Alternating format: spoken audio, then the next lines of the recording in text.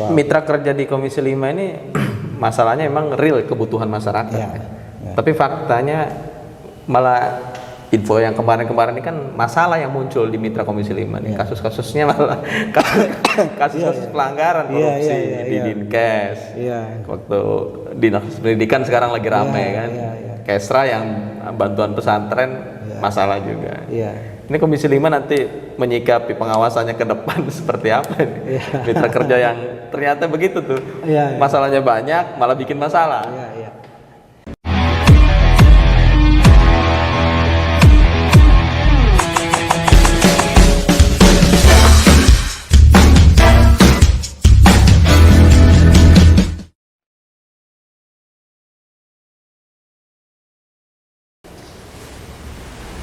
Assalamualaikum warahmatullahi wabarakatuh.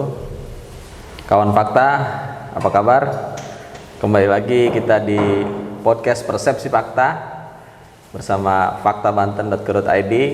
Saya Kang Ican kembali menyapa kawan Fakta semua. Dan seperti biasa, dialog kita pada podcast kali ini bersama sosok yang tentunya keren dan punya segudang informasi dan juga hal yang bisa kita bagi buat kawan Fakta semua. Dan kali ini tamu kita sebenarnya ada di rumah beliau ini, bukan tempat kita, tapi ini tamu di Persepsi Fakta kali ini adalah anggota DPRD Provinsi Banten dari Dapil Kabupaten Lebak, Bang Ade Hidayat. Siap. Apa kabar? Alhamdulillah baik. Saya panggilnya Abang atau Kang atau apa nih kira-kira nih? Ahi aja, Kang Ahi. Kang Ahi ya, Kang Ahi. Ya kawan Fakta, jadi Kang Ahi ini anggota DPRD 2 periode ya sudah ya, dari fraksi Partai Gerindra yang berasal dari daerah pemilihan Kabupaten Lebak. Ya betul. Jadi Kang Ahi, apa kabar nih selain Kang Ahi? Apa kabar Lebak ini? Alhamdulillah mungkin Lebak kabarnya baik-baik saja dan semoga seiring dengan berjalannya waktu Lebak semakin baik, semakin maju ya, dan masyarakatnya semakin sejahtera. Ya, kalau kantor di Serang kan ya, kalau DPRD ya. Tapi berarti sering turun pulang ke Lebak? Ya, turun ke dapil. Turun ke dapil ya. Baik itu reses, kemudian wasbang atau silaturahim mandiri yang sengaja saya laksanakan sendiri. Gitu. Kalau Gerindra sekarang punya 2 anggota DPRD? Ya.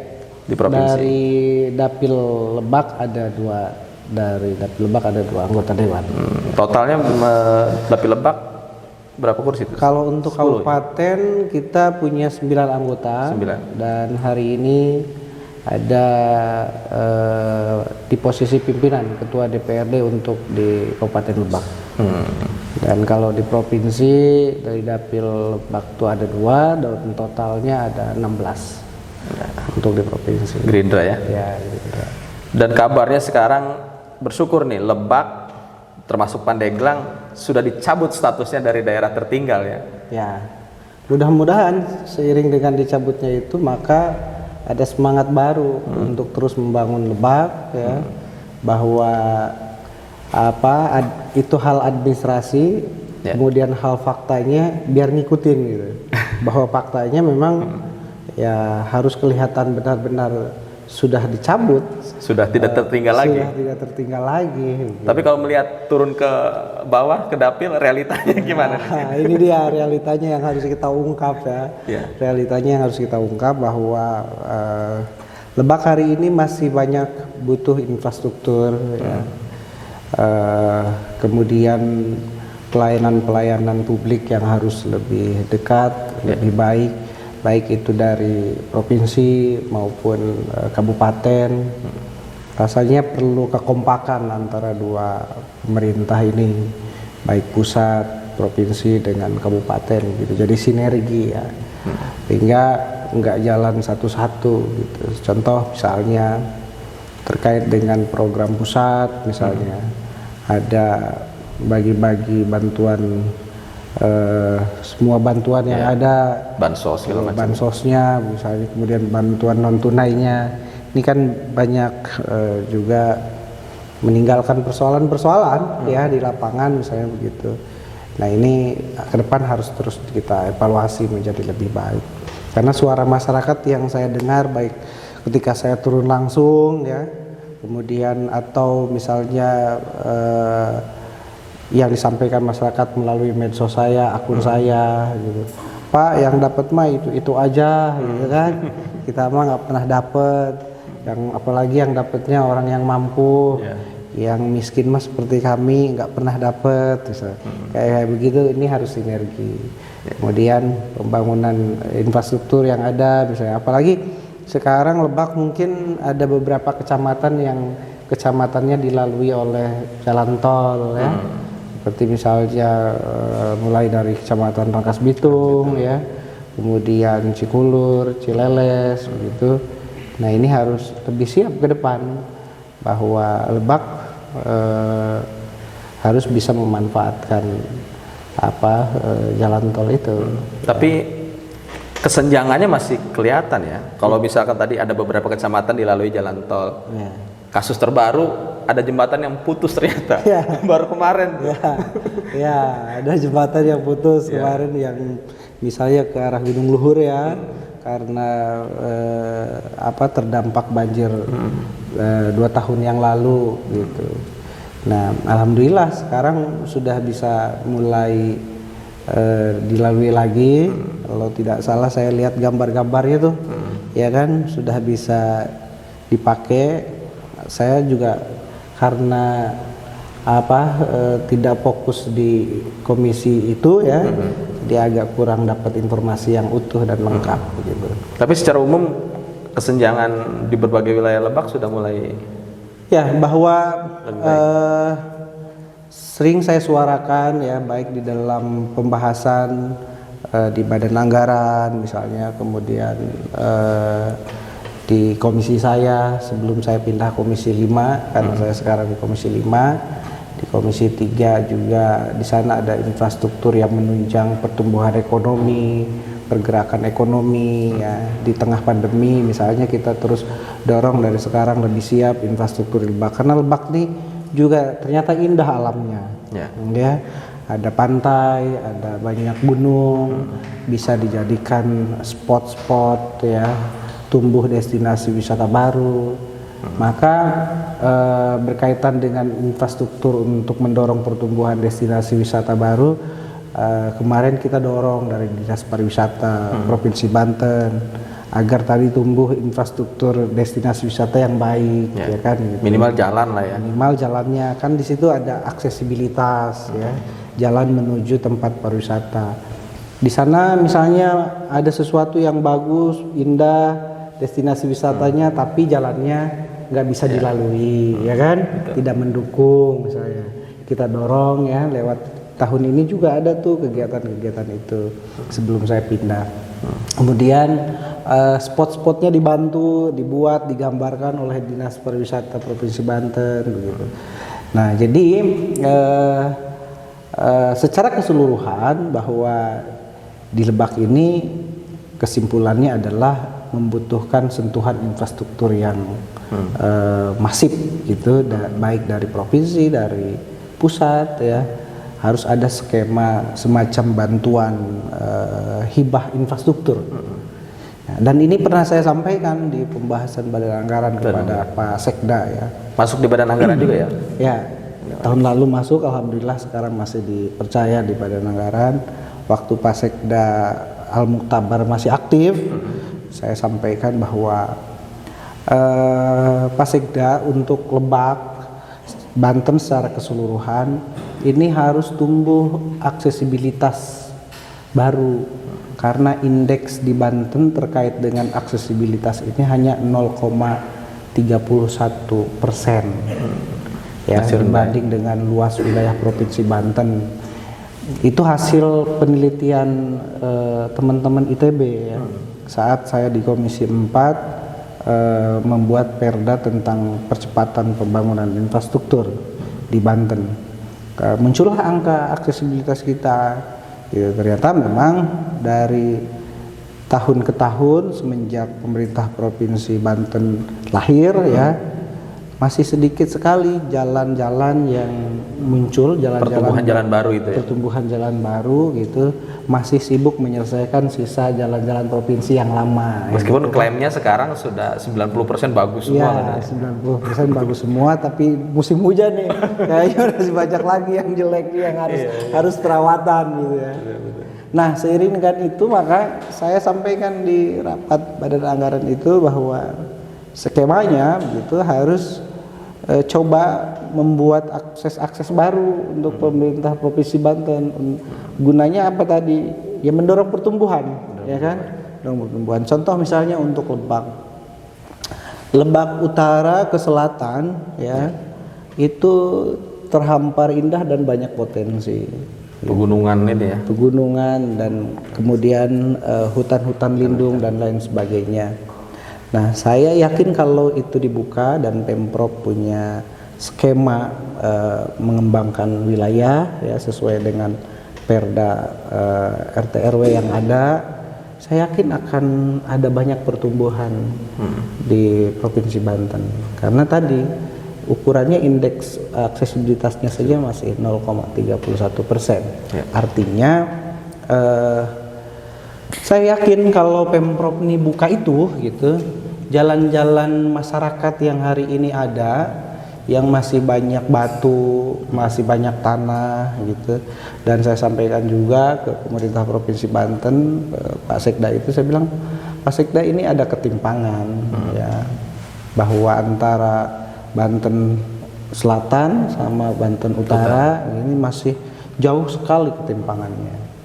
Saya katakan gini, kasarnya gini, kalau mungkin di utara itu sudah tidak ada lagi jalan masyarakat, baik itu poros desa ya atau lingkungan misalnya, itu sudah tidak ditemukan lagi mungkin wilayah Tangerang Raya ya, yang jalan batu, jalan tanah ya. Gitu.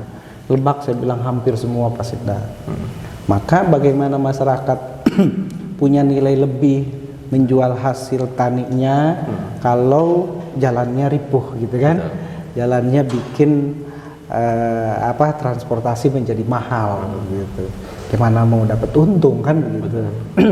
Saya lihat kemarin juga nengok ke wilayah desa ya di Mekarsari, saya lihat tuh karena jalannya udah mulai bagus ya, itu ada pertumbuhan terkait dengan sale, pisang sale ya. UKM tumbuh ya, ekonomi jadi menggeliat. Ekonomi jadi menggeliat, malah ada permintaan ekspor ya, gitu. Ya, mereka bilang cuma ini memang permodalannya ini katanya gitu. Ini persoalan permodalan. Alhamdulillah akses sudah bisa kita lalui dengan baik Pak katanya gitu. Ini kami lagi berupaya nih katanya mengajukan KUR katanya gitu kan. Mohon dibantu Pak untuk dipermudah. Saya bilang gimana nih cara bantunya kan gitu. Kemarin karena Komisi 3 ada Bank Banten padahal ya. Iya, karena di situ ada Bank Banten ya. Bank kita ini kayaknya masih berusaha untuk dirinya lebih kuat dulu kayaknya. Tapi memang kita selalu mendorong itu kepada Bank Banten gitu, bahwa saya bilang harus ada dampak positif setelah bank ini selamat ya untuk masyarakat. Contoh saya bilang, saya kasih contoh. Kayak BJB tuh kalau di daerahnya saya bilang itu ada pinjaman khusus saya bilang untuk masyarakat Jabar. Kalau tidak salah program emas apa gitu ya. Jadi saya bilang Bank Banten contoh dong gitu ya, khusus buat masyarakat Banten kasih kemudahan. Nggak usah besar-besar saya bilang, minimal 20-50 itu sudah membantu untuk pertumbuhan ekonomi UMKM kita ya. Gitu. Contoh saya bilang, masa sih Pak Direktur saya bilang orang yang jualan gorengan atau orang yang jualan pecel lele, nasi goreng dan lain sebagainya begitu. Ini harus dari orang jauh aja gitu kan. Orang luar ya. Orang luar saya bilang gitu kan. Urban. Urban ke sini gitu kan. Coba tuh kalau masyarakat kita bantu buat gorengan tuh saya bilang cukup 20 juta. Pisangnya banyak di Lebak. Pisangnya banyak di Lebak kan gitu. Akan ada banyak pertumbuhan gitu kan. Nah, mulailah saya bilang gitu. Mulailah core bisnisnya itu mulai berpihak kepada masyarakat Banten. Karena kalau masyarakat Banten ini kuat secara finansial, punya uang lah gitu, punya uang, saya yakin mereka juga akan nabungnya di Bank Banten, ya kan, nggak ke bank lain, uangnya kan berputar di situ. Apalagi ada disertai dengan program pembinaannya, pendampingan gitu ya dari bank terkait dengan bagaimana misalnya usaha yang sukses, usaha yang baik begitu misalnya diarahkan gitu, ada pembinaan pengarahan. Saya yakin masyarakat kita mulai maju gitu. Nah, oleh karena itu dalam hal ini perlu ada kekompakan, ada sinergi ya dari semua lini, baik itu pemerintah, baik itu BUMD yang ada seperti Bank Banten, agrobisnis ya. Kalau sama-sama saya bilang ini bisa berdampak positif terhadap masyarakat Banten. Kalau melihat cerita Kang Ahi tadi soal pembangunan infrastruktur yang apa ya, kelihatannya bantuan dari provinsi ke daerah termasuk di Lebak itu belum sejalan dengan kebutuhan pemerintah daerah di Lebak sendiri kayaknya. Iya. Masing-masing gitu, masing-masing ngebangun ini, masing-masing. Iya. Terlebih memang kemampuan anggaran di Lebak ya, yang rasanya jauh. Luas Kabupaten Lebak itu 36% dari Provinsi Banten. Ya. Jalannya banyak, tapi banyak yang hancur gitu. Nah, saya kemarin coba tanya ke teman-teman yang ada di Lebak, berapa sih untuk infrastruktur? Paling cuma 280 sekian miliar Kang, katanya gitu kan. Wah, kalau cuma 280 miliar sekian, dia bilang, ya paling juga cukup berapa ruasan gitu, belum untuk perawatan dan lain sebagainya. Nah, jadi persoalannya adalah kemampuan anggaran ya, keuangan pemerintahan Kabupaten Lebak. Oleh karena itu saya bersuara di provinsi ya, karena mungkin memperjuangkan dapil gitu ya. Ini harus ada skema baru gitu, selain bantuan keuangan. Ditambah lagi musim pandemi, PAD provinsi juga tidak tercapai dengan baik ya. Di 2022 ini paling cuma kalau tidak salah itu 25 miliar ya, untuk PAD, untuk bantuan keuangan. Jadi yang saya maksud ini bahwa setiap tahun kan ada bantuan keuangan kepada pemerintahan kabupaten kota. Nah, bantuan keuangan kemarin juga ada sekitar 65 miliar untuk Kabupaten Lebak. Tapi karena pandemi kan kegiatan ini akhirnya tidak maksimal, tidak bisa diserap dengan baik. Lalu juga ada refocusing ya, di mana yang tadinya harusnya infrastruktur tapi harus digunakan untuk membantu penanganan COVID-19, sehingga lengkaplah sudah. Keadaan kondisi infrastruktur di Lebak hari ini sangat masih menyedihkan. Belum bisa tertangani akhirnya. Sangat menyedihkan. Contoh, saya kasih contoh. Ada jalan dari Desa Panggarangan itu kalau ditembus dan itu baik misalnya, itu bisa menunjang aksesnya lebih dekat kalau ke Gunung Luhur, ya. Malah kemudian bisa nembus ke Cigudeg ya, Jasinga Bogor, ya. Itu. Nah, jadi kalau itu kondisinya baik, hari ini tuh udah nggak bisa mobil truk-truk pengangkut material dan lain sebagainya udah nggak bisa lewat.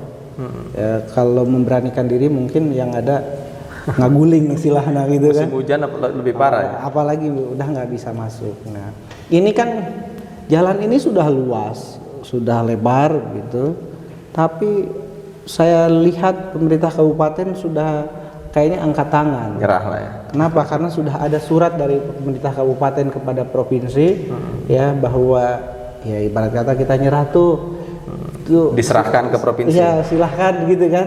Tapi saya belum lihat tanggapan dari provinsi nih. Statusnya harus segera diurus maksud saya.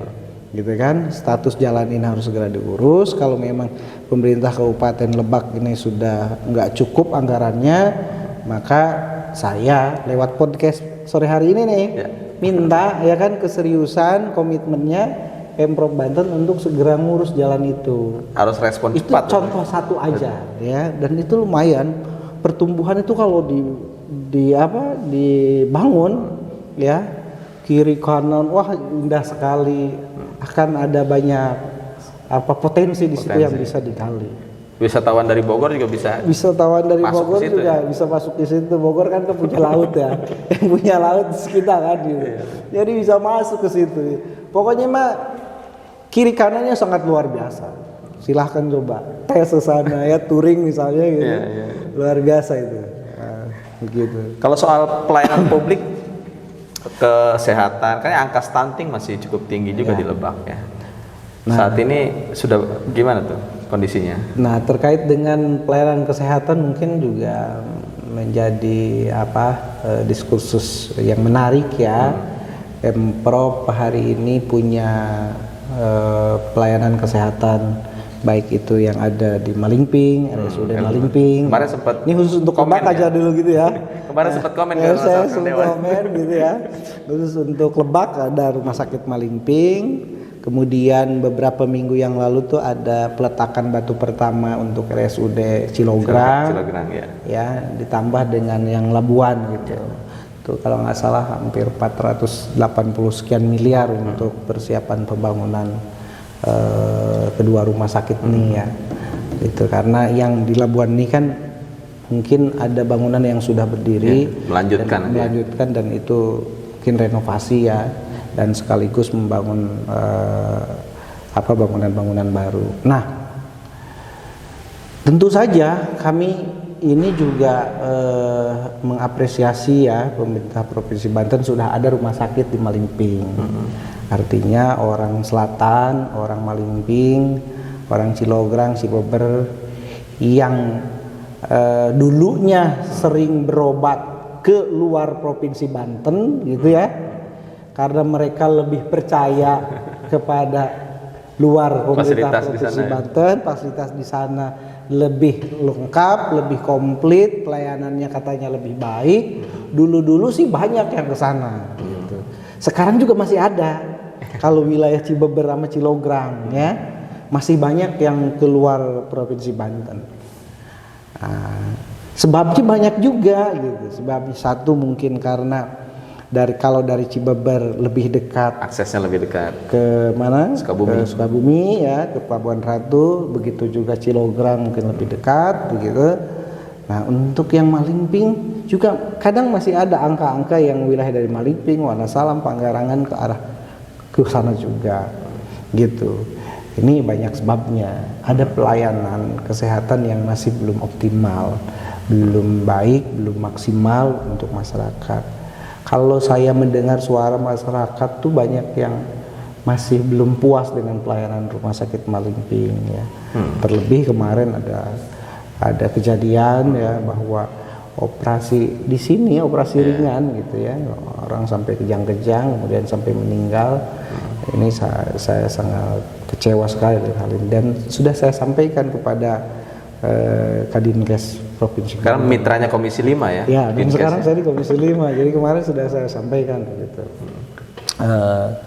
Saya minta bahwa segera perbaiki rumah sakit Malingping yang hari ini tidak ada direkturnya, segera kasih direktur, isi itu direkturnya.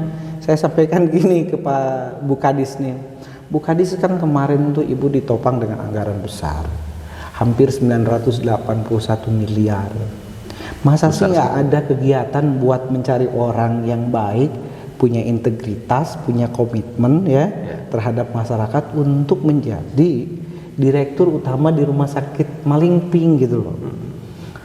Dibiarkan lama kosong kan nggak baik juga kalau semua dihandle oleh kepala dinas, ya kan? Gitu. Karena dia sendiri sudah banyak urusannya gitu. Nah, ini kemarin saya sampaikan ke Pak Adis di sela-sela waktu saya raker ya, bahwa jangan-jangan berbagai masalah yang ada di RSUD Banten di RSUD Malingping karena adanya kekosongan direktur, manajemennya masih kacau, manajemennya tidak berjalan dengan baik begitu. Itu satu. Kedua, saya bilang Bu Kadis harus sudah mulai memperbaiki sistem yang ada pengawasannya, ya. Komite medik harus jalan dengan baik, kemudian pengawasan ibu. Sekarang kan zaman canggih, saya bilang Bu, ya kan? Kita udah 4.0, ya, apalagi orang-orang udah lama 5, ya, gitu. Kan saya bilang di ruangan ibu tuh semua penuh monitor, saya bilang, ya. Ada ruangan khusus misalnya yang cukup besar dan lengkap, ibu bisa sesekali ngontrol, baik itu RSUD Banten, RSUD Malingping, ya. Ibu kontrol tuh dari monitor-monitor yang ada dan di semua unit pelayanan, saya bilang gitu, ya kan? Karena Bu, saya bilang kalau ibu cuma percaya kepada laporan tertulis, ya, bisa dibuat Bu, ya kan? Anggarannya ada padahal. Anggaran kan ada sih bilang.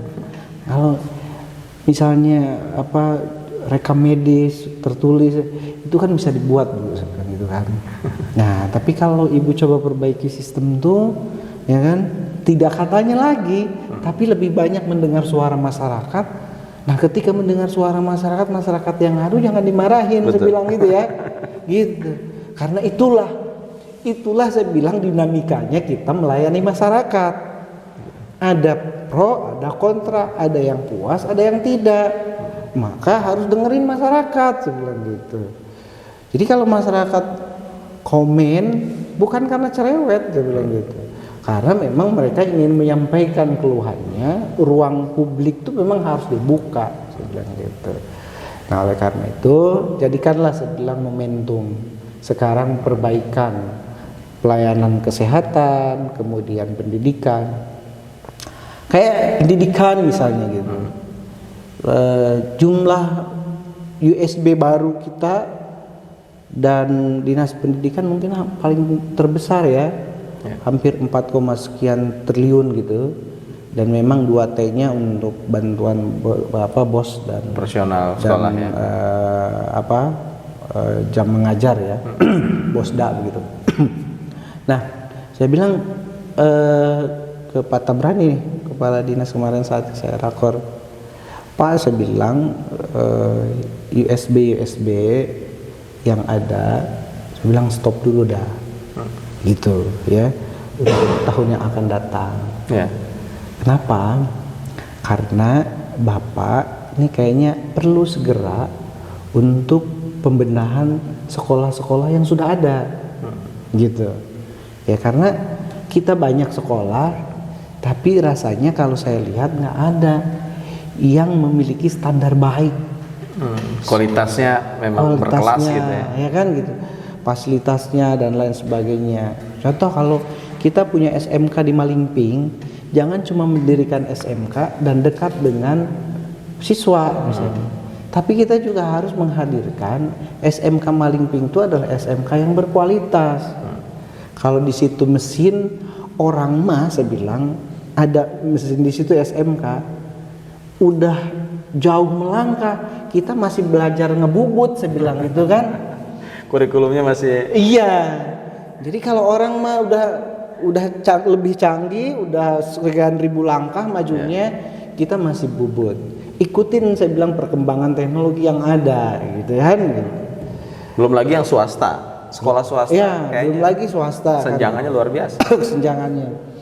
Terus kedua, memang terkait dengan yang swasta juga memang tidak boleh, Pak, karena sama-sama anak bangsa untuk perlakuan swasta ini, bahwa pemerintah itu memang berkewajiban melindungi segenap tumpah darah, ya, dan kepentingan semua anak bangsa, begitu. Tidak ada judulnya membeda-bedakan. Maka kalau skemanya misalnya ada bantuan untuk negeri, lalu ada bantuan untuk swasta, begitu, ya, ini cukup menarik nih, saya bilang gitu, bahwa memang keberadilan itu harus ada, harus dihadirkan oleh pemerintah, begitu. Misalnya orang sekarang berbondong-bondong ke negeri karena betul-betul gratis dan lain sebagainya misalnya gitu. Lalu kemudian swasta juga membangun karakter anak bangsa dan itu perlu ada sentuhan. Kawan Fakta, menarik sekali nih obrolan kita bersama Kang Ahi yang ternyata luar biasa analisanya dan juga upayanya untuk bagaimana memperjuangkan dapil terutama di Kabupaten Lebak. Kita kembali lagi di sesi selanjutnya kawan Fakta. Rehat sejenak.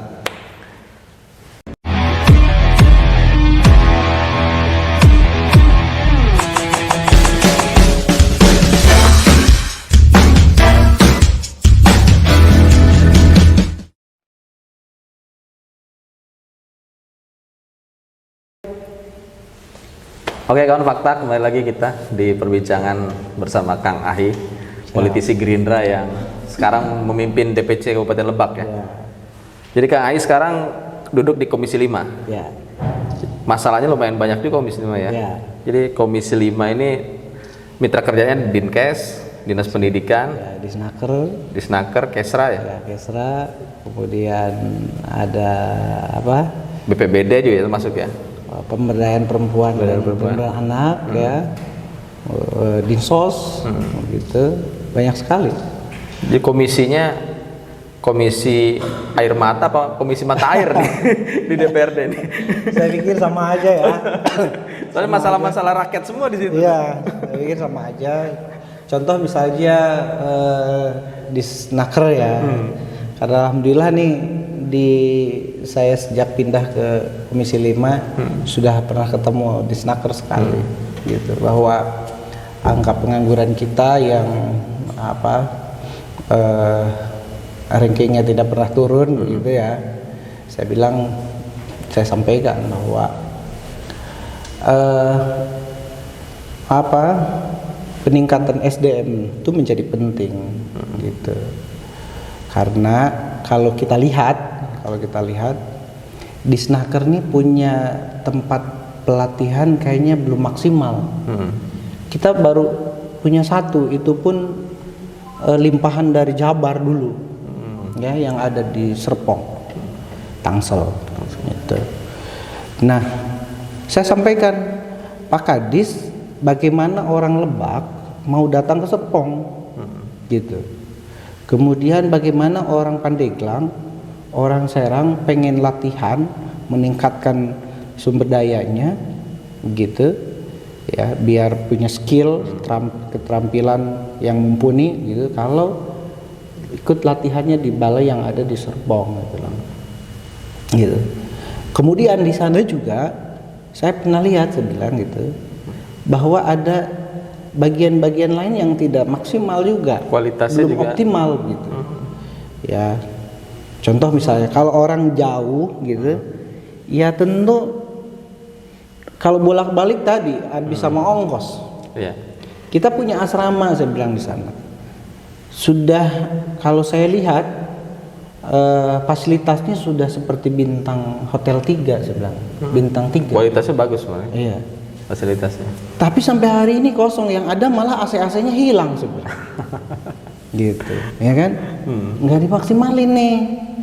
Contoh itu yang ada, saya bilang maksimalkan fasilitas yang ada. Kemudian itu mesin-mesinnya juga harus sudah canggih, saya bilang. Jangan bubut lagi. Harus adaptif sama dunia kerja ya. Iya, gitu kan? Nah, jadi ke depan nih saya bilang Pak Kadis nih buat bertahap. Dari tahun ke tahun tuh ada balai pelatihan di Lebak, saya bilang gitu. Disebar harusnya ya. Punya balai pelatihan di Lebak baru bikin, saya bilang gitu kan. Punya di Pandeglang gitu ya.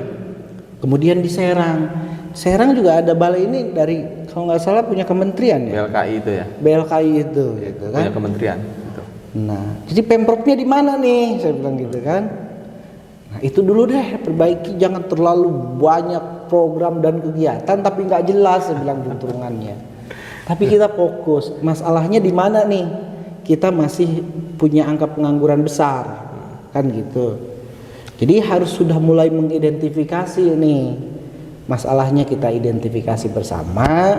Salah satu contohnya ternyata Pak Kadis misalnya, Pemprov nih kurang maksimal memberikan fasilitasi kepada masyarakat untuk dapat meningkatkan kemampuannya, skillnya, keterampilannya, sehingga kalau punya keterampilan yang mumpuni ya tentu saja kan bisa bersaing dengan dunia kerja lainnya begitu.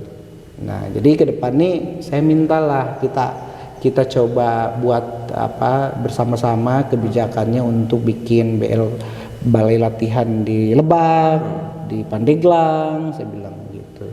Karena memang ini penting untuk menunjang itu. Jadi memang harus terus disuarakan ya sama Dewan ya. Iya, jadi diingetin terus. Iya, jadi apa ya?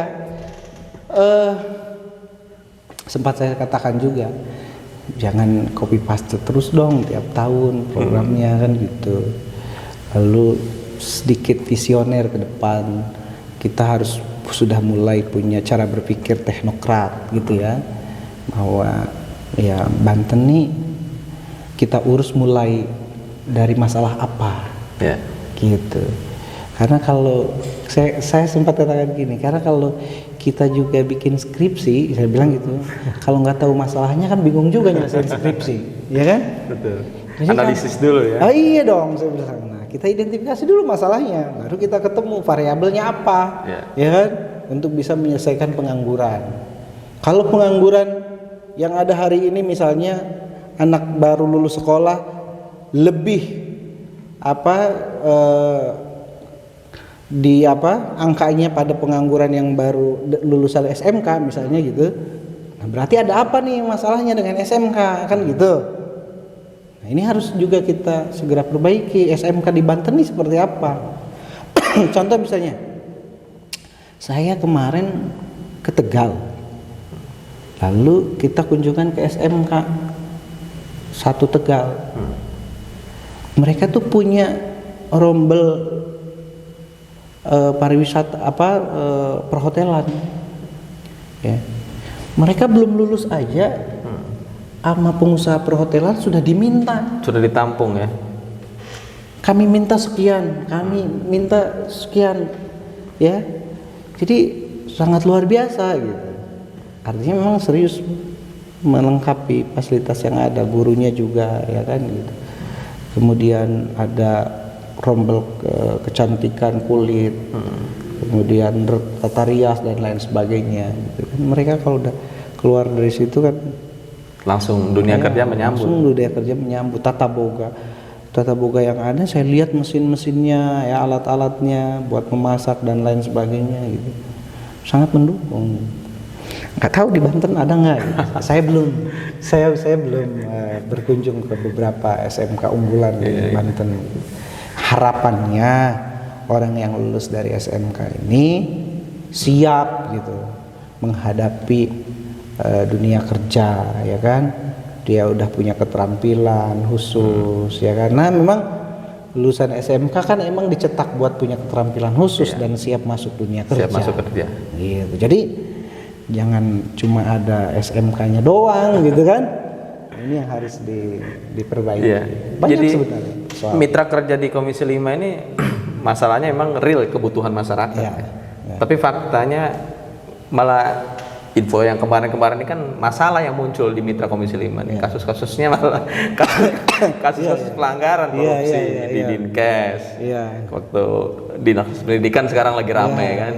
Kesra yang bantuan pesantren masalah juga. Ini Komisi 5 nanti menyikapi pengawasannya ke depan seperti apa ini? Mitra kerja yang ternyata begitu tuh. Masalahnya banyak malah bikin masalah.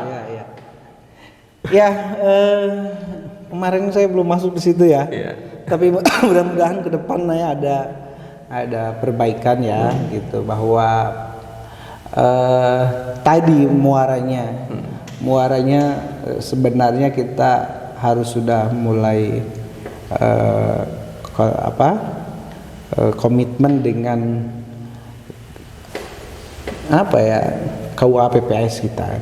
Segala macam ini kayaknya harus mulai dari perencanaan yang matang gitu, bahwa kita nggak boleh kagetan dan nggak boleh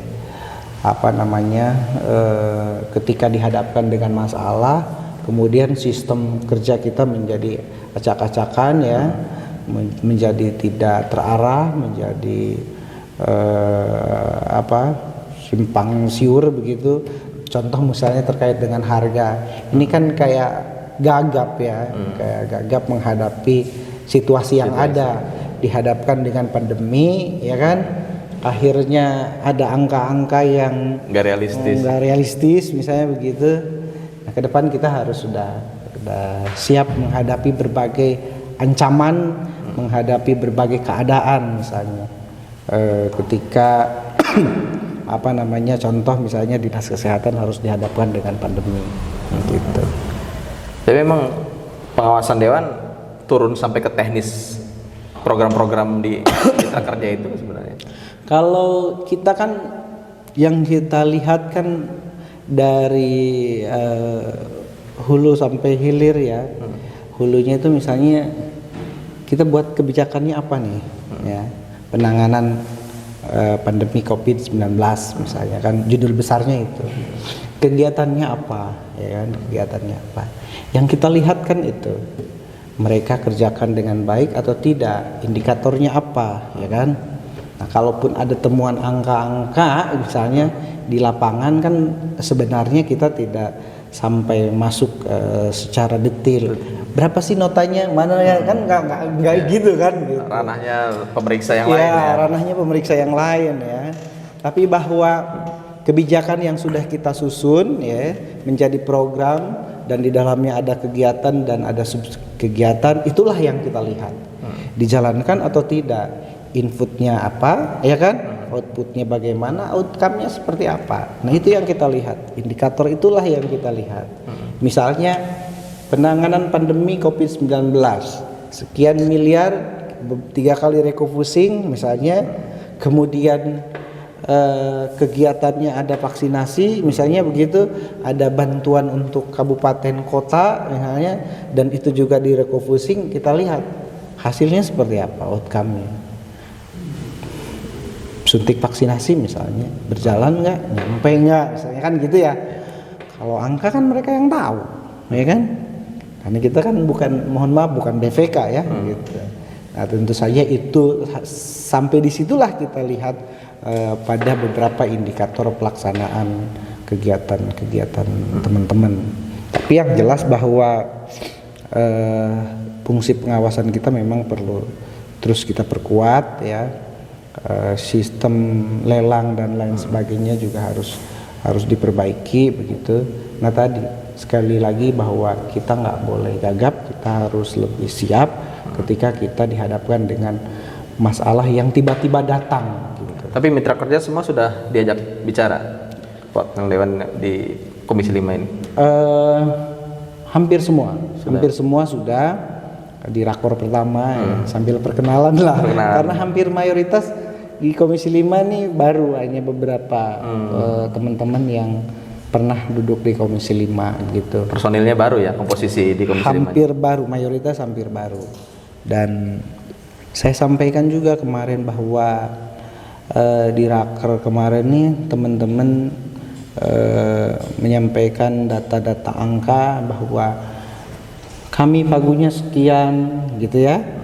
Kemudian ini sekian, bidang ini sekian, kemudian serapannya sekian, silvanya sekian.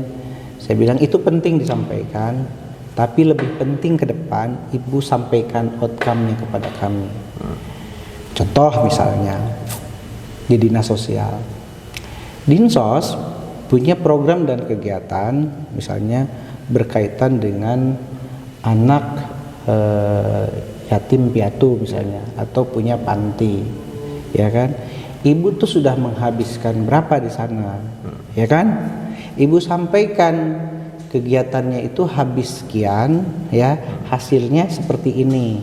Misalnya anak-anak yang tadinya berat badannya 40 kilo, ya kan, tahun ini yang 40 kilo itu misalnya sudah 55 kilo, ya kan, kesehatannya seperti apa, kan gitu kan, contoh lah gitu. Lalu kemudian tingkat kebahagiaannya mereka bagaimana setelah 1 tahun berjalan dengan kegiatan Ibu. Jangan cuma kami punya anggaran sekian, ya kan, sisanya sekian. Ada bilang gitu. Tapi sampaikan kepada kami indikator. Disitulah kita bisa berdebat ya bahwa hasilnya apa dari anggaran yang ada dari tuh. anggaran yang ada itu. Mitra-mitranya yang anggarannya besar-besar juga kan? Iya. Kemudian rumah sakit Malingping misalnya ya kan sekian. Kalaupun di situ ada PAD ya kan BLUD sifatnya kan pelayanan juga, tidak untuk mencari keuntungan ya kan begitu. Nah, tapi pelayanannya misalnya sudah seperti apa nih sekarang? Di IGD-nya bagaimana? Apa yang dilakukan perbaikan di IGD, ya kan? Hasilnya seperti apa, gitu. Lalu kemudian misalnya bedah, ya kan? Poli bedah misalnya. Apa yang dilakukan perbaikan di poli bedah? Menghabiskan berapa? Hasilnya seperti apa hari ini? Itu saya bilang sampaikan kepada kami, ya kan gitu. Jadi banyak poin-poin yang saya koreksi kemarin, teman-teman. Gitu. Kawan fakta ternyata luar biasa, Kang Ahi ini cocok sama anggota DPRD yang kritis dan banyak memberikan masukan buat ke OPD ya, supaya perbaikan ke depan bisa lebih baik lagi. Kita rehat sejenak kawan fakta, kembali lagi nanti di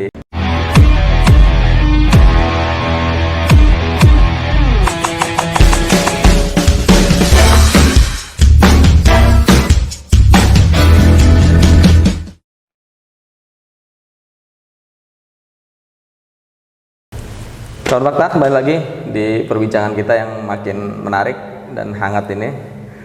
Kang Ahi, jadi kembali kita ke Lebak. Ternyata kondisinya yang banyak memprihatinkan, kesenjangan segala macam. Ditambah kasus-kasus terbaru ini soal bencana, ternyata luar biasa. Ya, memprihatinkan juga, terjadi masif di beberapa daerah di Lebak. Kemarin berita terbaru tanah bergerak.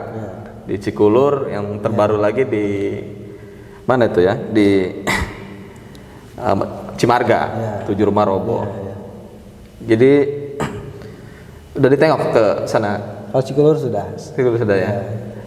Kang Dewan sendiri melihat apa sebenarnya yang jadi faktor bertubi-tubi ini bencana di Lebak? Tahun yang lalu banjir Banjir di Cipanas ya. Gempa juga sering banget di Banten Selatan. Alhamdulillah kemarin hujan panjang nggak banjir, tapi yang banjir di kota Serang. Di ibu kota malah ya. Ibu kota yang banjir, gitu. Ya mungkin terkait dengan tanah bergerak kayak di Cikulur, kemudian ada jalan juga yang tidak bisa dilalui gitu. Hari ini tuh jalannya ditutup. Ya. Memang saya sempat di Komisi 4 ya. Ada banyak jalan di Lebak itu yang tanahnya ini di dalamnya itu kayak lubangan air gitu, kayak kubangan air gitu. Ada rongga gitu.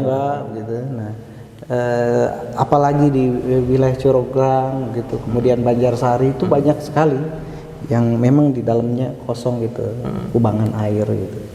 Nah, ini mungkin yang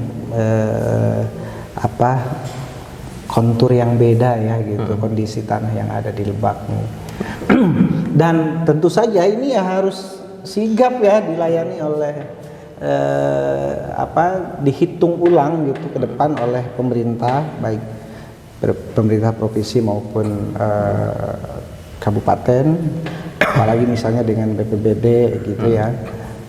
Ke depan nih harus mulai mengevaluasi program kerjanya, kegiatannya. Sempat juga kita sampaikan kemarin kepada BPBD karena kebetulan mitra kerja juga gitu ya, bahwa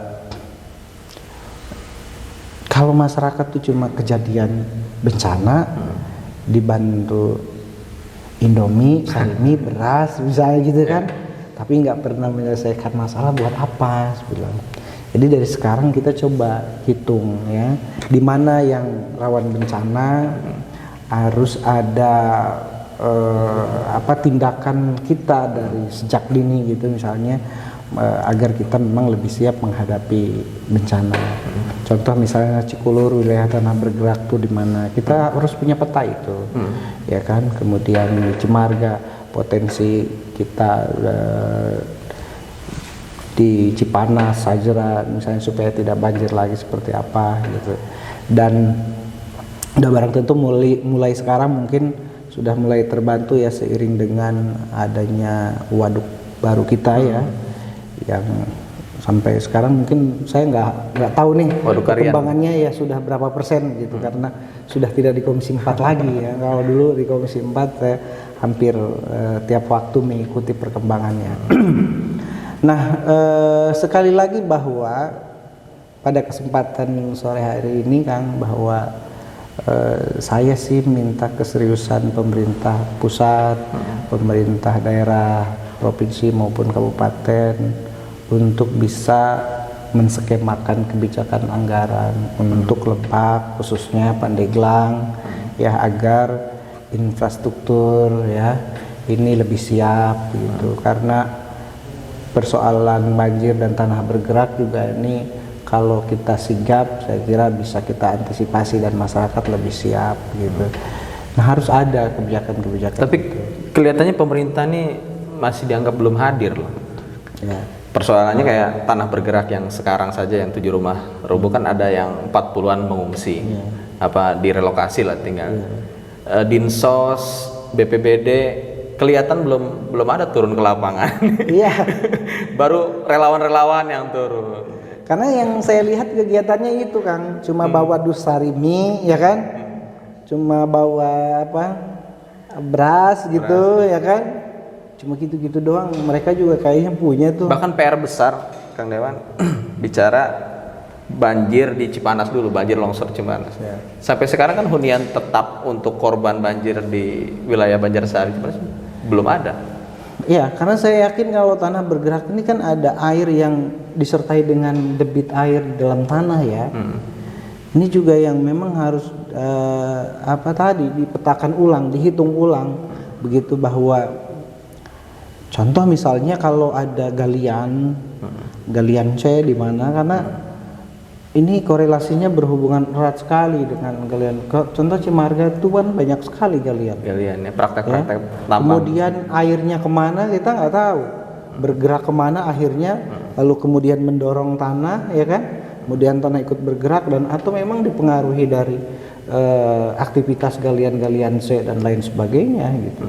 Nah ini juga yang harus mulai ditata saya pikir gitu. Oleh karena itu kan.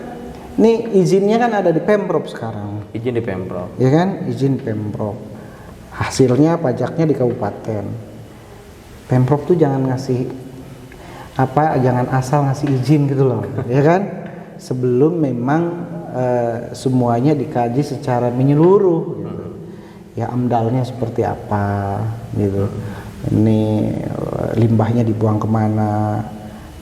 Air cucian pasir tuh ya kan diarahkan kemana, ini perlu dipikirkan gitu. Jadi saya pikir memang perlu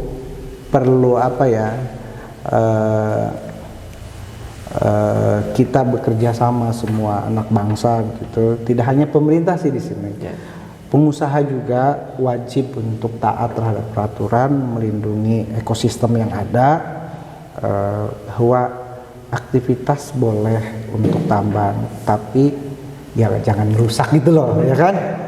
Jangan habis-habisan lah. Jangan habis-habisan gitu. Harus juga kita sama-sama memelihara ekosistem yang ada, memelihara jalan kita, ya kan?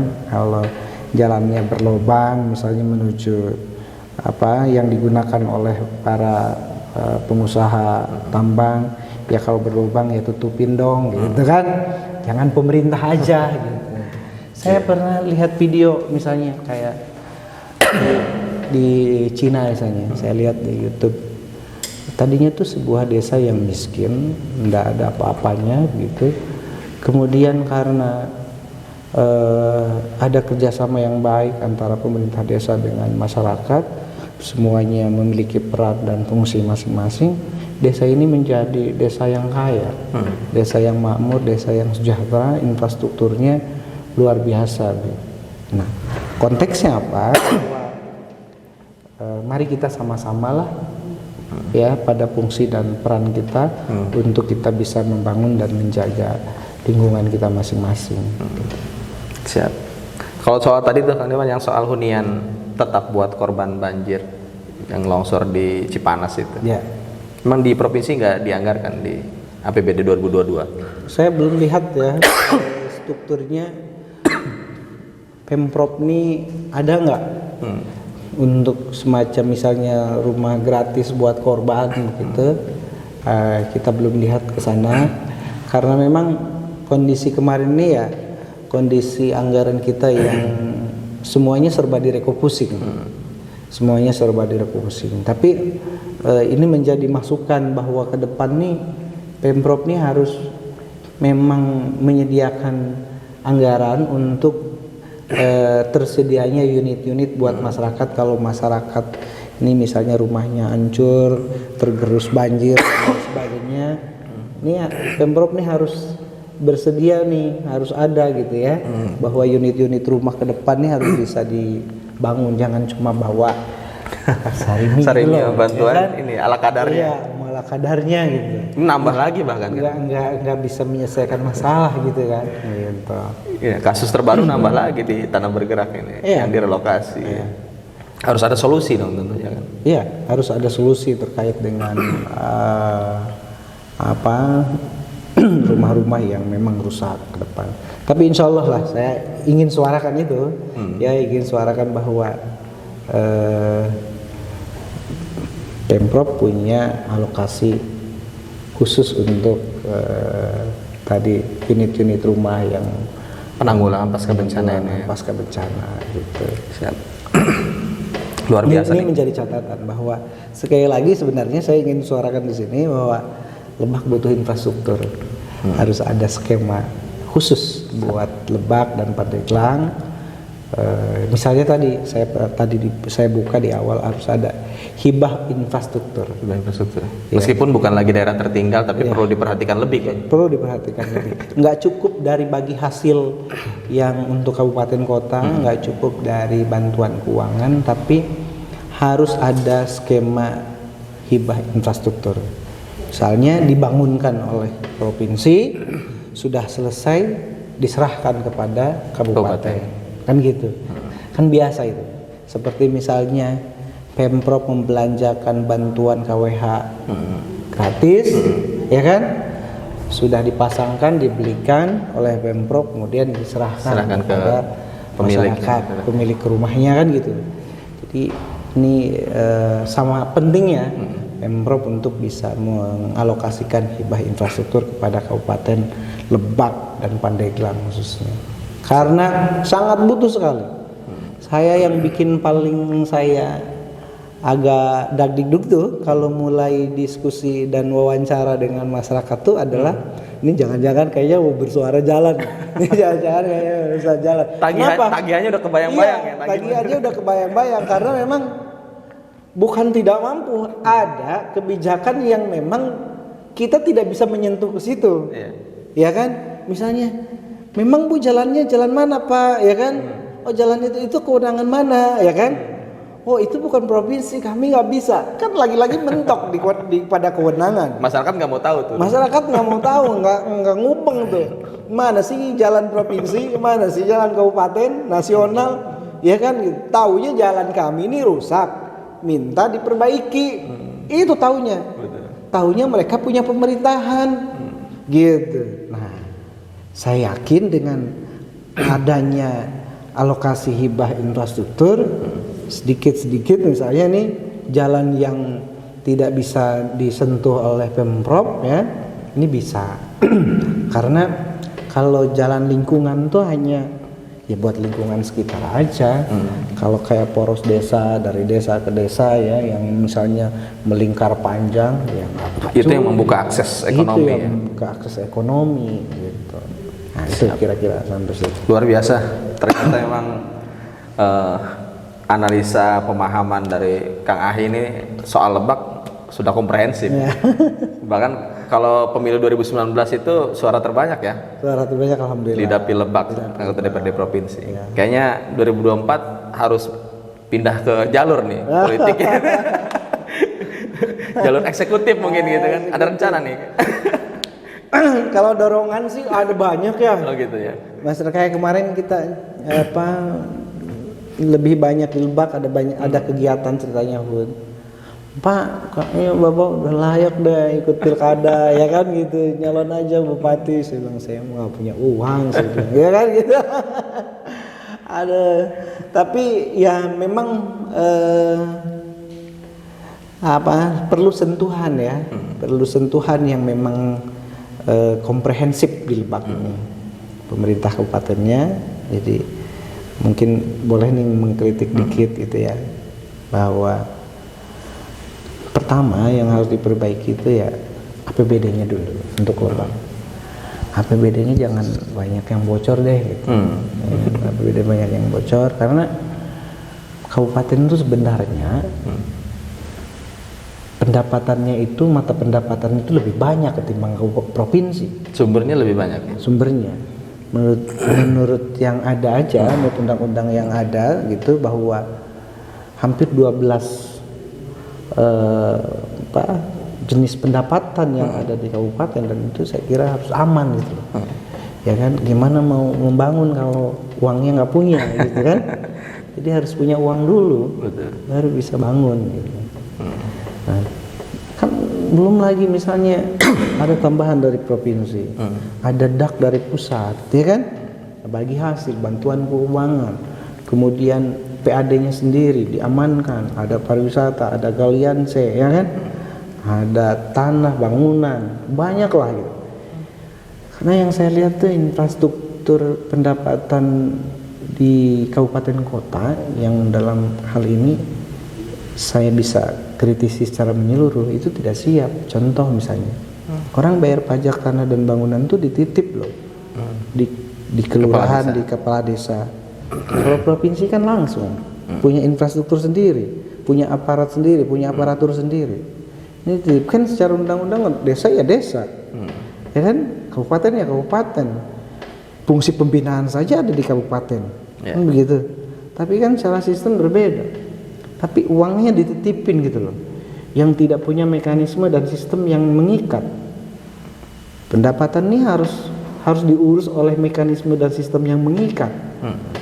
Kalau cuma dititipin, ya masyarakat nih, Pak Lurah nitip, misalnya saya bayar pajak, terus bagaimana cara mengoreksinya pemerintahan kabupaten? Hanya tahu targetannya aja. Hanya tahu target itu, lu harus sekian ya targetnya. Ini dikasih apa-apa bantuan. Jadi harus ada sebuah aparatur dan sistem yang mengikat. Gitu, seperti misalnya kalau provinsi di bawah punya UPT, ya, ada gerai misalnya dan lain sebagainya. Ya harus dibangun itu kalau misalnya memang harus kalau mau mengamankan PAD. Siap. Jadi kalau bicara tentang kabupaten nih, jadi sudah cocok juga nih untuk ngurusin kabupaten kayaknya. Gitu. Tapi ditunggu kiprahnya mungkin kayaknya oleh masyarakat ya.